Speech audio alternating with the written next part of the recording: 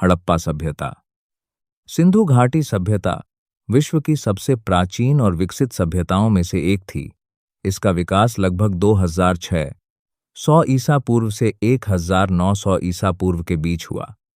यह सभ्यता मुख्य रूप से सिंधु नदी और उसकी सहायक नदियों के किनारे विकसित हुई तथा इसका विस्तार वर्तमान भारत, पाकिस्तान और अफगानिस्तान के कुछ भागों तक फैला हुआ था।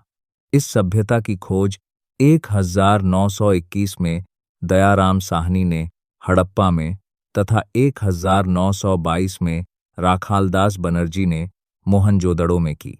इन खोजों ने सिद्ध किया कि भारतीय उपमहाद्वीप में हजारों वर्ष पहले ही एक अत्यंत विकसित शहरी सभ्यता अस्तित्व में थी। हड़प्पा सभ्यता का नाम इसके पहले खोजे गए नगर हड़प्पा के आधार पर रखा गया, जबकि सिंधु नदी के किनारे विकसित होने के कारण इसे सिंधु घाटी सभ्यता भी कहा जाता है। इसका क्षेत्र लगभग 13 लाख वर्ग किलोमीटर में फैला हुआ था और इसके प्रमुख नगरों में मोहनजोदड़ो, धोलावीरा, लोथल, कालीबंगा, राखीगढ़ी और बनावली प्रमुख थे। इस सभ्यता की सबसे बड़ी विशेषता इसका वैज्ञानिक नगर नियोजन था। यहाँ की सड़कें सीधी और चौड़ी थीं तथा एक दूसरे को समकोण पर काटती थीं। घर पक्की ईंटों से बने होते थे, जिनमें स्नानघर, आंगन और कई बार निजी कुएं भी होते थे। प्रत्येक घर की नालियां मुख्य नालियों से जुड़ी थीं, जिससे जल निकासी की अत्यंत उन्नत व्यवस्था दिखाई देती है। यह व्यवस्था आज भी आधुनिक नगर नियोजन के लिए प्रेरणा स्रोत मानी जाती है। हड़प्पा सभ्यता के लोग कृषि, पशुपालन, व्यापार और उद्योग में अत्यंत उन्नत थे।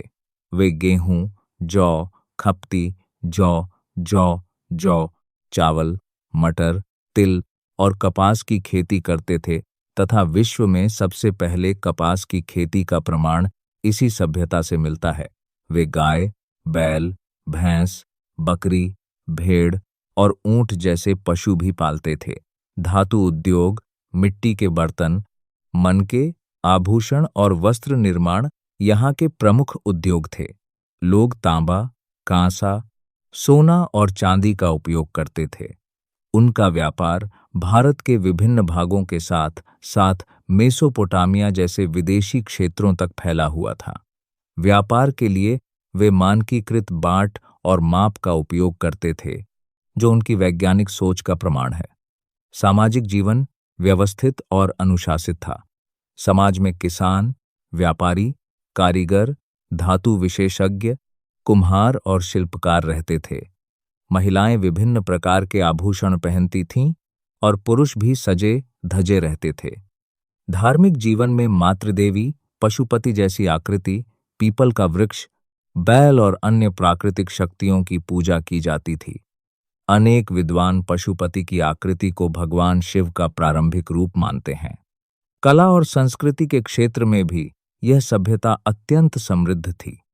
यहाँ से कांस्य की प्रसिद्ध नृत्य करती हुई युवती की प्रतिमा, दाढ़ी वाले पुरुष की मूर्ति, मिट्टी के खिलौने, बैलगाड़ी के मॉडल और सुंदर चित्रित मिट्टी के बर्तन प्राप्त हुए हैं। हड़प्पा सभ्यता की लिपि आज तक पढ़ी नहीं जा सकी है। यह चित्रात्मक लिपि थी और लगभग 400 से अधिक चिन्हों का प्रयोग किया जाता था। अधिकतर लेख मुहरों पर अंकित मिले हैं और माना जाता है कि यह लिपि दाएं से बाएं लिखी जाती थी। प्रशासन के विषय में कोई स्पष्ट प्रमाण नहीं मिला है, लेकिन पूरे क्षेत्र में ईंटों के समान आकार, नगरों की एक जैसी योजना और माप, तौल की एकरूपता से स्पष्ट होता है कि यहाँ एक प्रभावी प्रशासनिक व्यवस्था थी। इस सभ्यता के पतन के संबंध में विभिन्न मत हैं। कुछ विद्वान नदियों का मार्ग बदलना, कुछ बार आने वाली बाढ़, कुछ जलवायु परिवर्तन, भूकंप तथा व्यापार के पतन को इसका कारण मानते हैं। वर्तमान में अधिकांश इतिहासकार मानते हैं कि इसका पतन किसी एक कारण से नहीं, बल्कि अनेक प्राकृतिक और आर्थिक कारणों के संयुक्त प्रभाव से हुआ। हड़प्पा सभ्यता भारतीय इतिहास की अमूल्य धरोहर है।